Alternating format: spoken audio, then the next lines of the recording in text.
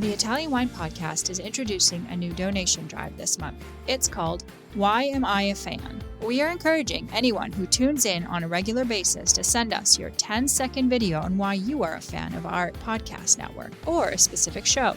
We will then share your thoughts with the world with the goal of garnering support for our donation drive.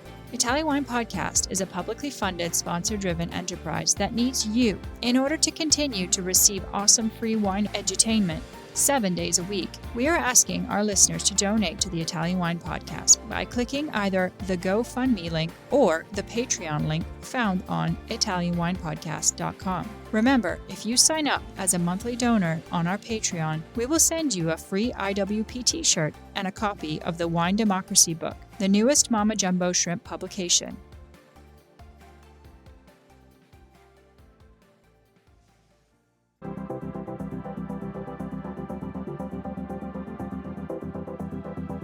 Thanks for tuning in to Get U.S. Market Ready with Italian Wine People on the Italian Wine Podcast. I'm Steve Raye, your host, and this podcast features interviews with the people actually making a difference in the Italian wine market in America, their experiences, challenges, and personal stories. And I'll be adding a practical focus to the conversation based on my 30 years in the business. So if you're interested in not just learning how, but also how else, then this pod is for you.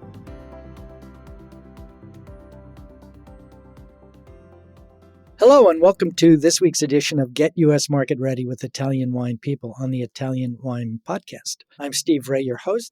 Our guest this week is Steve Kreps, who is president and founder of Quintessential, LLC, which is an importer in the U.S. And you've also been named Importer of the Year by Wine Enthusiast magazine in 2020. Steve, welcome to the show. Hey, glad to be here, Steve. Good to see you again. You too. So tell us a little bit about Quintessential. And what you guys, how you're defined and what you specialize in and what makes you different from everybody else. That's a big question. We are quite different from anybody else, being that we're a hands-on, family-owned company.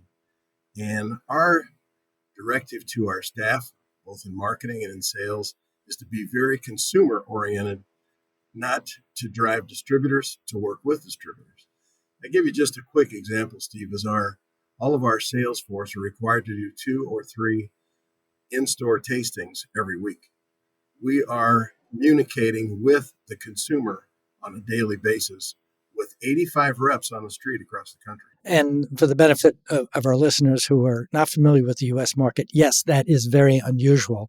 Oftentimes, the salespeople that work for an importer primary job is managing the distributor and not necessarily selling and connecting with consumers. So that definitely is a point of difference that makes a difference. How does that benefit you guys? Well, it gets us one-on-one with the consumer. We do sell a little bit on the internet with our Family Wineries Direct, but it also helps us with our distributor. Our people are out helping pull product through the retail accounts, and he benefits from those sales. Everything today is becoming right to the consumer. And if you're missing the consumer, you're missing the whole point of what we're doing. We get feedback from the consumer. We understand the flavor profiles that the consumers are enjoying and looking for. It makes us more aware of the kind of product that we need to bring to the United States. And we bring product from 11 different countries. And we need to be a little bit stronger in Italy, as you and I discussed a while back. So what countries do you import from now? Well, we're in 11 countries: Argentina, Australia, Chile, France, Hungary, Italy, New Zealand, Portugal, Spain, South Africa, and the United States. Okay, well, that's pretty impressive. And I know some of the brands that you guys are working with, some that I've worked with in the past as well. But one of the things that defines these, and I think it's particularly true for the Italian ones, is you're focused on family wineries. Tell us why. Well, we saw it as being as a big opportunity. There's a niche there that needed to be filled in corporate America. The consumer, as we found in all of our tastings and surveys, they are very interested in more than just what's your score today. They want to know about the family. They want to know about the winemaker. They want to know about the history. So when we market a brand, we don't market this Cabernet as 92 points. We market this as, let's say, the Steve Raye winery. We would market Steve Raye and his family and his history. That's what's important to the consumer. They're very interested in all about the wine. but they're very interested in the family that produces the wine. And that's the big thrust of what we do. And further to that, I mean, what I've seen as well, and certainly is written in the trade magazines, that the millennials and Gen Z are very interested in the backstory, the story of it, and to put a person to it rather than just a brand that they have some connection to, where it's grown, how it's grown, and issues like sustainably produced. Obviously, we're just talking about the legacy and the history of the place and the place itself. When we tell the story of the winery, we tell a factual story about the winery and its history and where it's going and where it's been. I realize, marketing is marketing, but, if you read about a lot of brands that are out there nowadays, the stories aren't even real. They're made up stories. They're fantasy stories. Ours are all factual stories. Okay, let's talk a little bit about one of the other differentiating features is that you have a rep in each country that you do business with. That's pretty unusual. Tell us why you do that and then how you handle Italy in particular. Well, it's actually, in Italy, we do have a gentleman that's worked with us for quite some time. He was, many years ago, I believe, tied in with Antinori. He's got quite an Italian background. He grew up in Rome. He's been in the wine business all of his life. And he's been more of an advisor to us than a rep on our payroll, but he's been quite a help to us. He also works the street here in the United States. He has a lot of friends. He's been in the industry as longer than me, and I've got 49 years in it right now. So it's been quite an advantage to have somebody like that. Well, compare and contrast though. Most or many importers do not have a rep in the home country, and you guys do. And what's the reason for or rationale behind that? A lot of the consumers, like you said, do all the tastings. They like to be, and the retailers and the restaurateurs, they like to see somebody whose name is Bianchi from Argentina. They like to see somebody from the homeland of the winery that they're talking to. And we bring them in. Now, in the instances where the wineries are small and they don't have a rep that's here, at least we have them at least 3 or 4 weeks a year. In terms of staffing, traditionally importers will have staff and they'll be defined by the geographic area that they cover, whether it's a state or a region or so forth. You guys are structured differently by function and customer or platform. Can you tell us more about that? Well, we're actually, Steve, we're kind of a mixture of the two. We do state and geographic, and then we also do by the type of account, ethnicity, chain, on, off. We go in quite to detail to make sure that our customers, every one of them, are taken care of. So let's use chains as an example. This is one of the requests, one of the issues that we deal with commonly with new suppliers who have not done business with the U.S.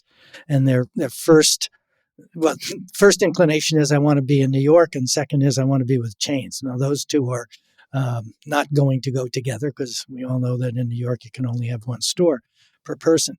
But how does marketing to chains differ, and how important is that given the types of brands and price points that you're working with? Well, it's like you just said, it's night and day. When you go into New York, everybody's an individual account. You have to knock on a lot of doors to increase your distribution. You have tremendous competition. Everybody wants to be in New York City. When you go to the chains, you're usually going to a headquarters somewhere, whether it's in Idaho or California or Texas. You're meeting with one chain manager, and he's the one that can authorize you for 500, 600, maybe 1,000 stores. He also is in charge of all his floor activity, his displays, his promotions. So when you talk to these chain buyers, the power that they have in this country is absolutely amazing. And they're looking for the right brands that fit within the portfolios that they have in their store. Yeah, and many times they'll even break it down. If you talk to a large chain, they might have stores that are primarily in an Italian neighborhood, and they'll promote Italian wines more than they would, say, Argentine or California. And they might have those different variances around the United States. They'll also have their stores broken up by volume, and they have their stores categorized by price points. So it's a big job that these buyers have, but you have to know how to approach them and how to make a presentation that fits what they're trying to do. The other big point I stress with wineries is when they first come to the U.S. and they're thinking, well, I want to do volume, so therefore I want to be in supermarkets. because that's the way where wine is sold and purchased by consumers in the countries, my home country and other countries in Europe that they're familiar with, where that's not the case here. It's a very different set of wines that are sold in chains, and very different parameters or needs that the chains have that a lot of smaller wineries just are not set to participate in. No, definitely not. Even if you have a small house in Italy that produces 25, 30,000 cases and he thinks he's doing a great job, he might be for his niche. But when you talk about 25,000 cases total production to a chain buyer, that's not worth his time to usually talk about. And even more to the point, it's a negative because there's no opportunity for growth, especially if it's state produced and owned land. Okay, let's move a little bit to distribution. Do you guys have distribution operations in addition to importing? We do in a few markets. We saw some opportunities and took them. We opened a distribution company in California, so we sell everything directly in California with our own sales force. It's worked out extremely well, a lot better than I thought it would. In New York and New Jersey, we're also direct distribution, and that's been a big success in just a few short years. But then I'm just thinking about the carrying costs of full-time employees only working on your portfolio. Is that a good thing? Or obviously it's a good thing, but there's a flip side of that too, that you're not getting the accounts that you would with a major player like a Southern or R&DC or Breakthrough. Well, we're getting the accounts that we want. Okay. We do not go into some neighborhoods that can't buy a Barolo or would not be a feasible product for the neighborhood. We do not go into accounts that wouldn't relate to our portfolio at all. We mostly have wines in the $12 to $150 category. So retailers. So they're not made for every account in every place. And what about the split between on and off premise? We're very active on premise, and we also have on premise division for chain on premise. We deal with most of the chains in the United States on premise, and we deal with the chains at retail. And we have two separate selling divisions because it's two completely different buyers, two completely different sets of personalities of the people that we match up. And it works quite well for us. So this is a very unique structure. I'm not familiar with many. There's a few, I think, that are similar to you, but certainly not the same. Well, let's focus on Italy for a second. You've got a bunch of great brands there. As I said, one couple that I've worked with in the past. Where are your holes? Where are the things that you're looking for now that are maybe growing, that you're not represented in? Well, the holes as I see it, part of it comes from my history. I have a big history in Italian wines. I was the national sales manager for a company here in the United States called Paterno Imports, which they've since changed the name to Terlato. When I was there as national sales manager, I got to pioneer a lot of Italian brands. Santa Margherita for one, Lungarotti, Pio Cesare, Corvo, Renato Ratti, Frescobaldi when he first came to the United States. So I have a good background in Italian wines that I would like to expand on in our company now. When we first started the company, it was advantageous to get into business as quickly as we could with wineries that were not, I felt, represented, or countries that were not as represented as they could be in the United States. So one of the first areas we went into was Argentina. And of course, as you know, most of those wineries down there are owned by Italian families that went to Argentina and became a very big success. So we started in Argentina. We started in other countries that we felt that we had opportunities in, because most everyone in the United States, most every importer has a plethora of Italian wines. So we did not try to fight with everybody in the world on our first few years out. Now that we've established ourselves very strong in Argentina, in France, in Spain, we're ready to get back to the nuts and bolts of what I love too, is Italian wines. And we have a lot of opportunities. We are very strong in Piedmont. We can improve a lot in Veneto, and there's a lot of holes that we can fill in that area. There's a lot of areas in, obviously, Tuscany. We need a major player in Tuscany. We have a lot that we can deliver to a major player. And I know that from dealing with Frescobaldi many years ago. And We took him from zero to, even before I left Paterno back in the 80s, we got into several 100,000 cases pretty quickly. Campania is always an area I've liked. Sicily I've always liked because I had Corvo many years ago and spent some time in Sicily. So those are some of the quick areas that we're going to be starting to look at right away. But we will be filling our Italian portfolio. It's very important to us. And let's face it, Steve, it's the number one category in the United States is Italian wine as far as imported wines. Yeah. And it's certainly not weak in value, but number one in volume. So what are the criteria you use in selecting wineries that you at least want to engage in conversation with to find out more about? Are they coming to you? Is this stuff that just kind of comes in over the transom? Is it you actively going out and finding them? And if so, what are the criteria that you use to be able to screen them? Well, since we've had this plague of COVID, we haven't been out and as active as we'd like to be. But we are starting to. We are looking for wineries that are characteristic of the appellation that they come from, that they have a reputation and a history of quality, that they are family owned. And one other that we always throw in there at the end is we need nice people.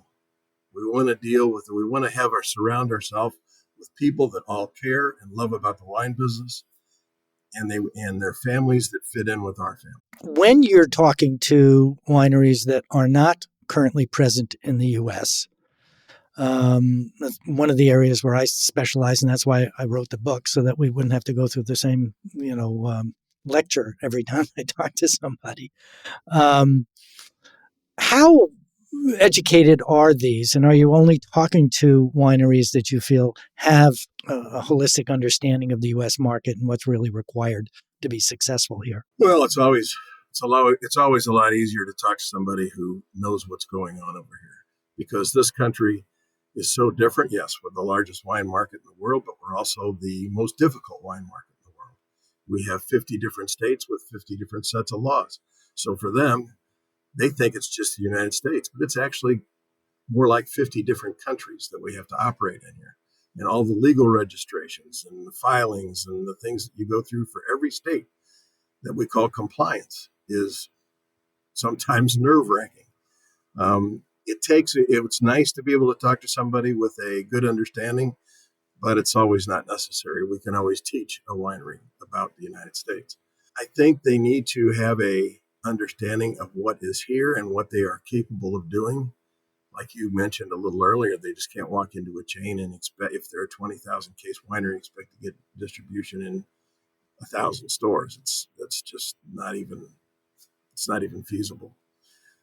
They have to know where their markets would be, and we explain that to them when we do interview wineries. We have to have their feet on the ground. They have to be able to understand what America is. And when they do, we always seem to get along quite well. And usually, we always try to grow a brand, not immediately at retail, but fine wine shops and on premise. And that's where we begin, especially with a smaller brand. Italian Wine Podcast. If you think you love wine as much as we do, then give us a like and a follow anywhere you get your pods.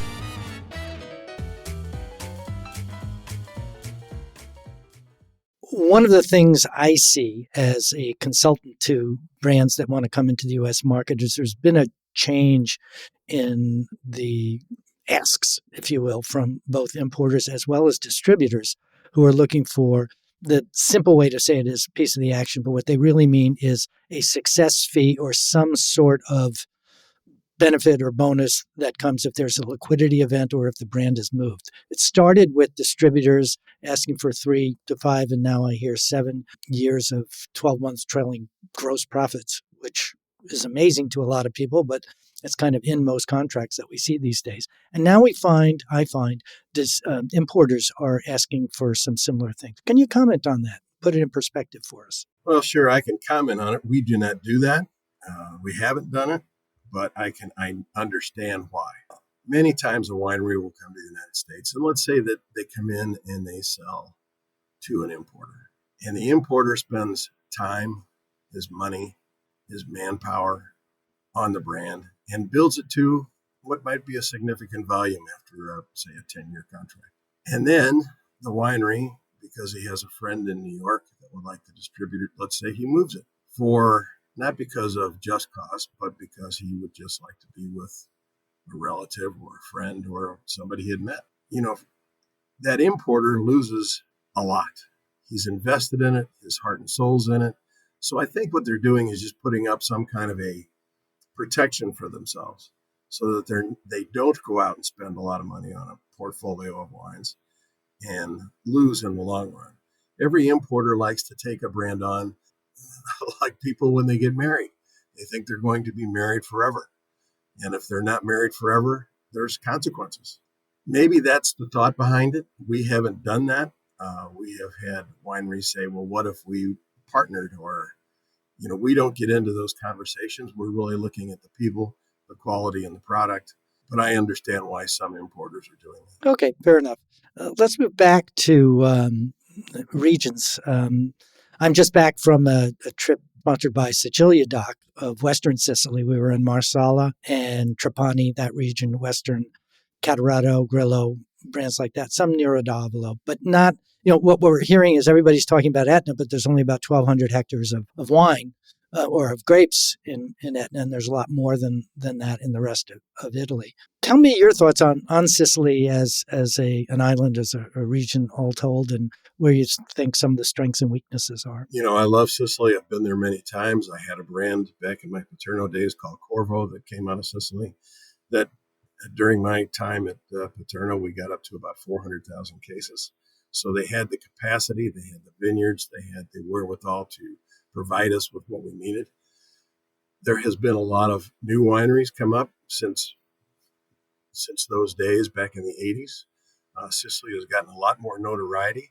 The ones that we've been approached by have been very, very small. Not even, a winery needs to understand too that when you first take on a brand, just the filings, getting the wine to the wine writers, the compliance that involves, and I've did a study on it once. It cost us in the first couple of weeks before we ever get a bottle of wine, we spend about $50,000 before we get a bottle of wine to sell. So when you're looking at the real small guys in Sicily, we like them. We would have loved to do so, but they were so small that we haven't. We need somebody that we can sink our teeth into that has the ability to give us volume. Okay, but what particular areas do you see as having that growth? I mean, I had mentioned Etna. A lot of people, when they say Sicily now, are talking specifically about Etna when there's so much wine produced in the rest of the island of great quality and history. I was at Donna Fugata. I went to Pantelleria, which was pretty exciting for me. There's all kinds of variations in Italian wine that, don't fit any, standard. It's not like Bordeaux, right? There are all kinds of different wines. But the winery needs to be somebody that can say, this is my signature. This is who I am. This is the type of wine that I produce. This is my history. This is where we're going, and this is where we want to be. Okay, critical question right there, though, is how capable are the wineries that are not currently imported into the U.S. that you're talking to, capable in articulating that? I found that to be a real challenge. You ask them, tell us about your winery, and their response is, I make really good wine. And then they tell you about their grandfather and how he went from a mixed agriculture, and everybody has the same story. But your story has to be different from everybody else. True. Your story does have to be different. It cannot be the same as everybody else. It has to focus your attention in one particular area of who you want it to be. You cannot be, it wasn't too long ago in a winery in California. I said, well, where are you going? Yeah, you're a Cabernet producer or a Pinot producer. But the gentleman was making 26 different varietals. The American consumer is not ready for 26 varietals from one brand. They don't understand who you're trying to be or what you really want to be. What do you want? What can you do the best? And that's what a winery in Sicily or anywhere in Italy has to do. So the idea is focus, and we see that as well. I mean, when you're presenting your portfolio to an importer, a distributor, a retailer, or even to a consumer, you can't be presenting the entire portfolio. Take your pick. what do you like? It's I think you have to be something to somebody, otherwise you'll be nobody to anybody. That's true. You're just a delicatessen. Which lunch meat do you want? What loaf of bread? It goes on and on. It doesn't work that way. Okay, strategically and philosophically, we've just been through 2.5 years of COVID, which disrupted the entire world. Still is doing that. We've seen dramatic impact on the on-premise, and we're also seeing a major shift, if you will, of wine consumers from a focus, at least old people like us have, on baby boomers now to Gen Z and millennials. What is Quintessential doing to address these three issues? Well, I think, the biggest part of us is we're going right to the consumer. We're not relying on the distributor to get to the consumer. It's a lot of the in-store tastings that we do, the presentations, the wine dinners. We're still very active in getting to the consumer and getting to those places where the millennials are, and the X and the Ys and the Zs and whatever the next generations are going to be when they're 21. We're going out, we're finding them, and we're tasting wine with them. I loved when you get some of these young people and they say, well, I don't like wine. I said, well, have you tried any of the 250,000 different varietals? Have you tried any of the different flavor profiles? Tell me what you do like, what you like to eat, and I can give you a wine that you're going to. So to say that they don't like wine, I don't buy it. So two of the other areas, one is the impact of COVID and its a dramatic impact on premise. And obviously your portfolio is very on-premise oriented. And Italian wines in general, I think, are.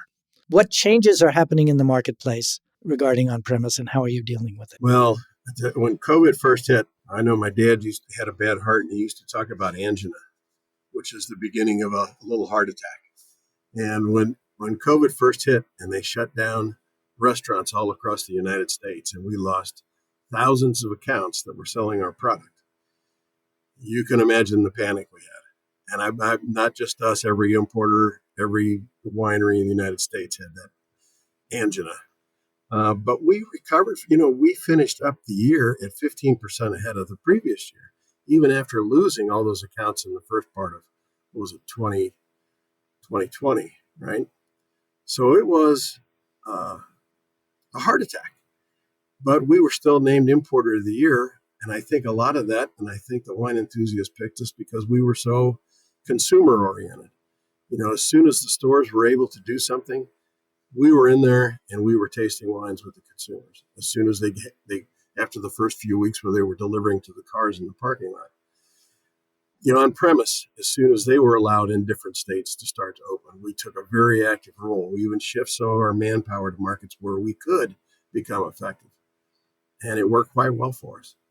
And like I said, at the end of the year, when it was all said and done, we finished the year in a very positive note. What benefits or what fallout accrued to you from having been named Wine Enthusiast Importer of the Year? Well, it's when you get a pat on the back for doing a good job, it's always a very positive thing. But everybody had known us over the last 20 years. We had become a name. And over the last 49 years, I've called on every distributor in America and most chain buyers and most retailers around the United States and on-premise accounts of any consequence I knew. So I think that we weren't sure we got the award, and it helped. And it did bring more awareness. But I think it was a combination of things. My long career, my son's long career, the award, and the awards we've got in the past. We've been named by Impact as Fast Track Awards and so on that we've gotten from the Marvin Shanken companies. So I think it was a combination of everything that helped us. But the Wine Enthusiast Importer of the Year just helped top it off. We're coming to the end of the interview, and I like to end mine with a provocative question. We've talked about a lot of things here today, and really, in the time allotted, just touched on some. Acknowledging that most of the people who are listening to this are people in the wine trade internationally, and particularly the majority are from the United States. Think about, what is the takeaway of all that we talked about? Is there some one thing that you think a listener can take away from this conversation and put to use practically, immediately or near term? Well, I think, a couple of things is the philosophy that we have towards how we sell our wines and how we're more consumer based than we are into driving a distributor. We are more into the consumer and the different levels of the consumer, the flavor profiles that the consumers are looking for. I think mostly for your Italian listeners, I certainly want them to know that we are active now in fulfilling our Italian portfolio, with our primary area that we're looking for is Tuscany with a major player. Also, some of those other areas that I mentioned, like Campania, Sicily, would be something that we are actively looking forward to filling. Well, be careful what you ask for. I imagine you're going to get a lot of calls. I really like the idea of driving the distributor as you described it. A lot of people think that the distributor is the one responsible for building the brand because they get it out there. And they certainly play an absolutely critical role. But at the end of the day, their strategies aren't necessarily in line with yours as an importer or the producer as a producer. And so I think it's right and appropriate that an importer take the responsibility of driving the distributor strategically to execute against where the brand fits in the United States and how that applies into their individual market, whether it's a state or a city or a region or so forth. Well, the distributor has a lot of masters to answer to. And a lot of those masters are a lot bigger than us. We're 1.6, 1.7 million cases a year. I'm sure we'll finish well over 1.7 this year. To a distributor that handles all the big liquor items, all the major California items, the big players. I'm not saying we're insignificant, but we're not their number one priority. So anything that we do to help them to increase their sales, they reciprocate quite well. And it's like anything else in our wine business. If you have the association, you have the camaraderie with the ownership of the winery, the top executives in the winery that you grew up with, which I did in most cases, you work with each other to be successful. It's all still about loyalties and friendships, camaraderie. Everybody think it's out the window. It's not. It's still. Okay, we're talking this week with Steve Kreps, Sr. of Quintessential, importer in the United States. And Steve, I'd like to thank you for sharing your time with us. And for our listeners, tune in again next Monday for another edition of Get U.S. Market Ready with Italian Wine People. But before I go, if people wanted to reach out to you, what is the best way for them to connect with you? My email address is steve@quintessentialwines.com. Now, let me spell it because I've spelled it for every distributor and every rep and every retailer in the country over the last 20 years.